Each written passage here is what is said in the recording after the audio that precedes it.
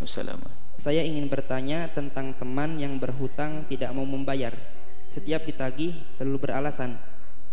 Dari 2 bulan setiap ada uang tidak pernah berniat membayar atau mengangsur. Sampai pada akhirnya saya emosi. Dan anehnya si penghutang malah ngajakin berantem. Apa yang harus saya lakukan, Buya? Apa saya harus melayani ajakan untuk berkelahi agar saya tidak dipermalukan oleh orang yang berhutang? Utang piutang, ada hukum indah dalam utang piutang. Dalam peminjaman itu, di saat kita meminjamkan orang itu kepada seseorang, memang murni karena kita menolong. Jika Anda tidak bisa menolong, jangan sok jadi penolong. Kalau Anda tidak mampu, Anda tidak dosa di saat tidak meminjamkan kepada orang tersebut. Jangan salah, jangan sok jadi pahlawan seolah-olah mengatakan Allah tidak bisa menolong dia. Yang menolong sesungguhnya adalah Allah. Artinya begini, jika Anda menemukan tetangga Anda punya hajat, punya kepentingan, biarpun kepentingan mendesak sampai mau mati, maka Anda boleh menolong dia kalau memang Anda mampu. Kalau Anda sendiri tidak mampu, nggak usah sok jadi pahlawan lalu menolong dia dengan cara yang haram. Bismillahirrahmanirrahim, saya mencuri untuk nolong tetangga saya, nggak boleh. Atau tiba-tiba langsung pinjam ke tempat yang di situ ada ribanya. Ini ada suatu ketika orang tertipu, pengen jadi pahlawan, tapi pahlawan manusia, bukan pahlawannya Allah. Kalau dia mau cari pinjaman, susahkan saya punya, pinjamkan dunia riba. Wah, sok jadi pahlawan, pinjamkan dia. Pengen jadi pahlawan, pengen menyelesaikan semua masalah. Tidak akan terselesaikan masalah ini. Ada sebagian masalah yang bisa diselesaikan di dunia, ada masalah nanti yang akan diselesaikan oleh Allah nanti di akhirat. Jangan sok jadi menyelesaikan, ingin menyelesaikan semuanya. Nabi wafat masih ada orang kafir, PR buat selanjutnya, kan begitu? Nabi wafat masih ada yang musuhi Nabi, ada. Apakah sudah tuntas? Waktu itu belum. Yang menyempurnakan dan pelanjutnya, yang berpegang dengan manhajnya Rasulullah. Ini kadang orang sok pengen jadi pahlawan semua.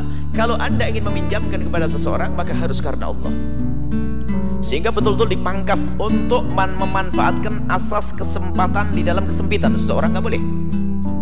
Sehingga dilarang riba.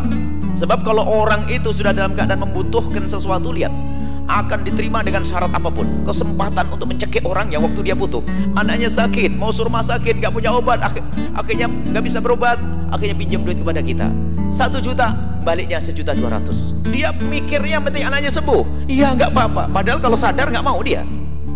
Masuk wilayah riba. Nggak boleh nolong seperti itu. Kalau nolong kasihkan 1 juta, kemudian kembalikan 1 juta. Memang murni karena tolong menolong. Kalau tapi saya nggak bisa, saya maunya bisnis jangan dengan dia, bisnis dengan yang lainnya. Terus ditolong enggak? Kalau enggak bisa menolong, jangan maksain dirimu lalu masuk haram. Ya enggak, jangan menolong, Allah yang menolong kok nanti. Kadang-kadang kita pengen sok melebihi daripada Tuhan, pengen beresin semuanya. Musibah, baik. Kemudian setelah kita meminjamkan, maka ada kaidah. Setelah kita meminjamkan kita karena Allah, maka hendaknya pun kita terus menjaga niat kita karena Allah tidak berbatas. Sampai kapan? Sampai saya mati. Artinya begini, saya minjamkan 1 juta akan dibayar minggu depan. Lalu minggu depan kok tidak mau membayar, tidak mampu. Kalau tidak mampu membayar, maka perintah dari Allah, fanadhiratun ila maisarah, wajib bagi saya yang telah meminjamkan uang kepada orang tersebut untuk memberikan tempo, bukan menambah beban. Tempo, ya sudahlah, kalau minggu ini tidak bisa bayar, saya beri kesempatan minggu depan. Wajib kita memberikan tempo, nggak boleh dipaksa, harus bayar. Kalau tidak begini, nggak boleh, haram. Kalau memang kita paksa, maka dia pun terpaksa harus mencuri, melakukan keharaman. Dalam pinjam-pinjam seperti itu. Baik. Kullu qardin jarra naf'an fa riba. Semua peminjaman yang ada tambahannya, biarpun itu tambahannya pijet, tetap haram, riba. Misalnya saya minjamkan duit 1 juta kepada Anda, kembalikan kepada saya 1 juta, tapi mijet 3 kali, riba. Karena manfaat kepada yang meminjamkannya, riba. Baik, kemudian bagi yang meminjam uang, hati-hati, hei hamba Allah. Jika terbetik dalam seorang hamba waktu meminjam uang keinginan untuk membayar, maka ketahuilah dijanjikan Allah akan menolongnya, pasti dimudahkan. Tapi hati-hati kalau terbetik di hati kita malas membayar, langsung ditutup rezeki, tambah nyungsep. Apalagi ngajak gulat tadi itu, wah, bakal nyungsep tambahan dia. Sudah nggak bayar utang, ajak gulat. Nah benar itu. Sebetulnya yang jahat yang pinjam atau yang meminjamkan, kadang bingung. Suatu ketika ada orang buya, ada orang pada jahat semuanya. Kenapa? Saya pinjam duit, nggak boleh-boleh. Setelah ditanya, apakah betul kamu jahat orang kaya? Ya Allah, buya, gimana jahat? Yang kepada saya utang sudah ada 16 orang nggak bayar semuanya. Oh, berarti banyak yang pinjam nggak balik-balik. Ini penyakit yang pinjam, sehingga orang mau minjami pada takut. Paling tidak kalau kita tidak bisa membayar itu, dan karena memang kita tidak mampu, datanglah meminta maaf kepada dia. Bahkan bisa lapang hati lalu memaafkannya. Sudah begitu janji, sudah gitu nggak datang-datang, dicari susah, pergi nggak pakai sandal, kelihatan kepalanya tok di jendela. Loh, katanya pergi lah, itu kepala siapa itu? Dasar manusia semacam itulah yang nggak akan ditolong oleh Allah. Kalau Anda pernah meminjam kepada seseorang, lihat, Anda harus tawadhu kepadanya, karena dia telah menolong, memberikan kebaikan. Kalau ternyata kita sudah minta maaf, kok marah-marah, ya resiko. Yang penting Allah tidak marah.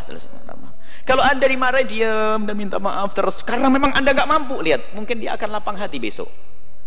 Tapi kalau Anda sudah Masya Allah, sudah duit banyak, nah bukan Anda. Kalau ada seseorang, saya tidak pernah memberikan contoh langsung begini, takut beneran saya tidak mau. Ada orang misalnya sudah pinjam duit yang banyak, nggak mau bayar utang. Kadang-kadang begitu, penyakit bayar utang itu berat banget. Biarpun duit ada di saku, sudah ditagih ke depannya, bilang nanti saya anterin, tinggal ngeluarkan dok, nggak mampu, nggak mau.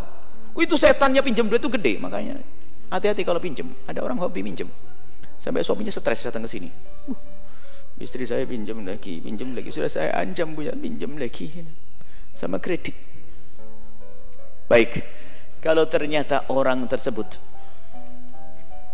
tidak bayar karena dia nakal bandel, bagaimana? Kembalikan kepada niatmu, hai hamba Allah. Bukankah waktu dirimu meminjamkan uang kepadanya ingin mengharapkan pahala dari Allah, dan jangan rusak pahala itu. Kalau Anda kemudian marah-marah, berarti hilanglah pahala tersebut. Ruginya dua. Pertama, duit tetap gak dibayar, bahkan mungkin tambah jauh, tambah marah dengan Anda, bahkan ngajak gulet. Ya kalau Anda menang, kalah lagi. Menang pun juga dosa, jangan diladeni. Anda tetap sabar karena Anda sudah terlanjur ingin masuk surga, ingin dapat kemuliaan. Tinggal doakan saja yang bagi Allah. Sudah saya pinjami, ya Allah, lagi marah-marah waktu tolak pinggang, kalungnya kelihatan lagi, gelangnya kelihatan, ya Allah. Semoga Allah engkau beri kesadaran pada gitu aja, nggak usah marah-marah, nggak usah diajak gulet. Doain yang baik agar pahala tetap. Jadi kalau Anda pertanyaan, bagaimana sikap saya kepada orang tersebut? Kalau memang orangnya kayak begitu, ya sudahlah, tata hatimu, ambil nanti tagih di akhirat. Bukan tagih di akhirat, ambil pahalanya dari Allah di akhirat nanti. Jangan berubah, Anda marah, emosi, nyaci maki, ngolok dia, bilang kurang ajar, macam, habis pahala, duit hilang, musuhan lagi, rugi semuanya. Baik, itu saja. Semoga Allah